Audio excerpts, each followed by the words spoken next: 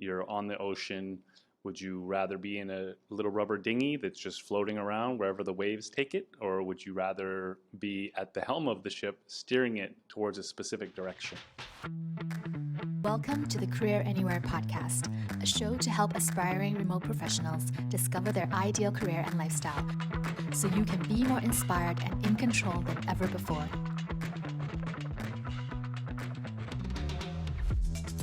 Hello, friends. Today I'm here with my partner, Bal. Hi, Bal.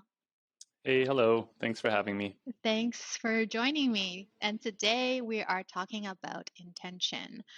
Whether you're simply transitioning your career into a remote lifestyle or you're starting from scratch to begin a new journey, intention plays a massive role in your path to success.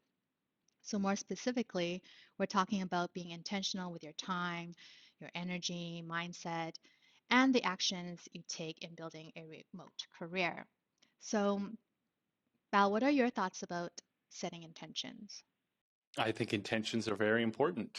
I think they're different from goals, but an intention is essentially, I think of the analogy of it's almost like your North Star. You're sailing a ship, you're on the ocean. Would you rather be in a little rubber dinghy that's just floating around wherever the waves take it? Or would you rather be at the helm of the ship, steering it towards a specific direction? That's where intentions start.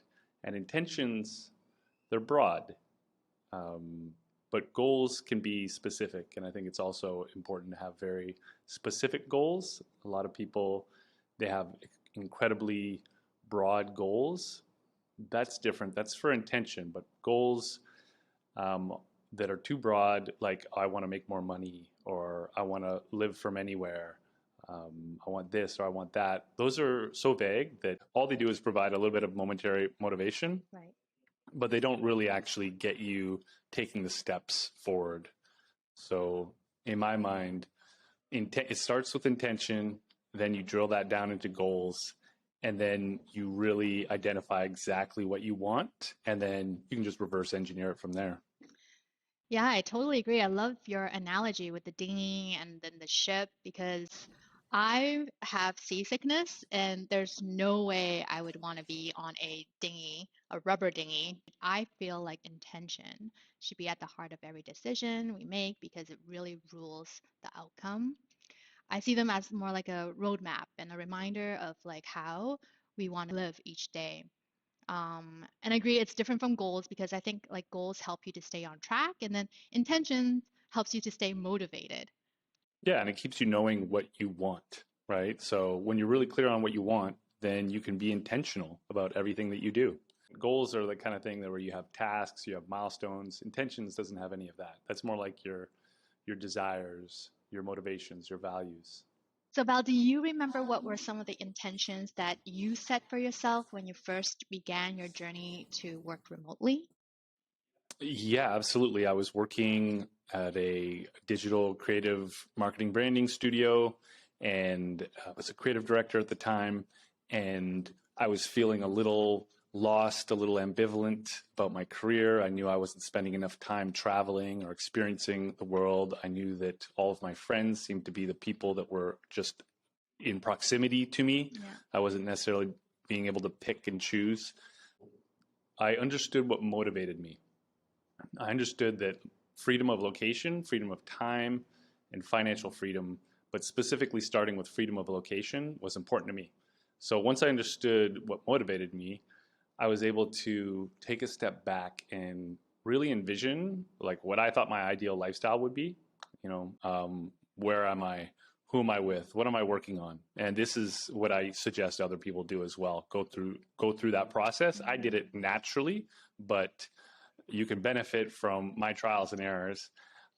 Is you want to get really, really specific with your visioning of like who are you working with, who are you working for, where are you, what's around you, what are you working on, and then from there, when you get like super specific, then you can start identifying roles out there, jobs, careers that match that intention. A lot of us, we started with a job or a career. We selected something, whether we got pushed into it from our parents or education or just tradition. And then we sort of crafted our life around that. So what I'm suggesting is you flip it. You imagine your ideal lifestyle, then you set intention towards that, and then you can start working to achieve it. And that takes a little bit of time, takes some research. Got to go online, find companies that are willing to pay for what you want to pursue, right? So it's not practical. Maybe you enjoy painting wall murals or something, but I don't know if you're going to be able to find a remote career in that. So you need to do a little research, see what companies are willing to pay for, and then match it up with what you do really well and what you want to do and what you're willing to learn.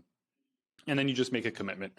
You can't make a commitment without a set intention.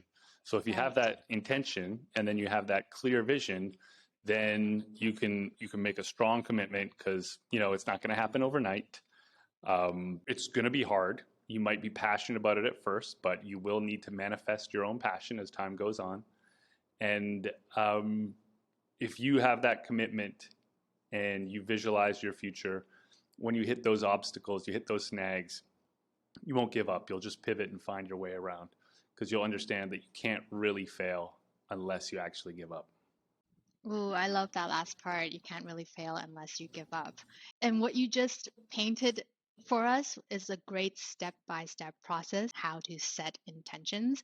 Because when I first started of even thinking about working remotely, the intention I set for myself was like, I want to live a life full of novelty and adventure. It wasn't quite, I want to paint murals, but it wasn't as detailed as it could have been in terms of like what I hear about also manifestation is that a lot of people like to manifest like the outcome and the end goal, whereas I feel or I've heard that is much more effective when you're actually manifesting the process. You're visualizing yourself actually doing the work. So yeah, I think that kind of goes for intention too. Totally. You're going to spend more time on the journey than you will enjoying the end goal, because the end goal is a moving target. It's always going to keep moving and moving. So I think that's a great note, is envisioning the process and really enjoying that. So Val, what do you think our listeners and viewers can do? What are the first few steps they can do to start being more intentional on their career path? It starts from looking within, looking within yourself, kind of mastering that inner game. What you want to do is identify which archetype you are. Are you a maker, a helper, an analyzer? And we can dive deeper into those another day. But just what type of person are you? Did you like to make puzzles when you were younger? Did you like to deconstruct things? Were you more the social person that liked to help others? And that'll just give you a sense of kind of where you fit in. And then you think about some of your natural gifts. What did you gravitate towards doing when you were younger? What kind of things did you do for play, for fun? Were you part of the chess club? Were you on the debate team? These are little cues of what you naturally enjoy doing and where your natural gifts are. And then you want to think about your learned skills. What have you learned either in school, or what kind of skills would you like to learn? Would you really be interested in? And then once you kind of figure that out, we call it a career compass. You have a much clearer idea of who you are and what type of job would match well with you. And then when you go looking for a career, because this is where people really struggle, is they get frozen with indecision, right? They want to try everything. They don't know what they're going to like, and they never really start because they're afraid of wasting time. But once you get clear on yourself, then you can start doing that research and seeing what's out there, what kind of jobs, what kind of roles, what the literally the list of tasks and expectations and daily duties. And then you can start wrapping your head around it and building your career and getting intentional about what direction you want to go. And I would just say to those listeners that better to start. You don't need to be certain. You don't need to be like, okay, I want to become a audio editor. I'm going all in on that. You don't have to feel that strongly about it. You could just feel like, hey, this seems to be a good match for me. I'm interested in this. But then once you make that commitment, you do want to go all in on trying it, and just know that if it doesn't work out, you can always pivot. And what you learned from going through that process is going to help you get closer to finding that ultimate career that really brings you all that passion and helps you get through those obstacles, and that you'll enjoy for years and maybe decades.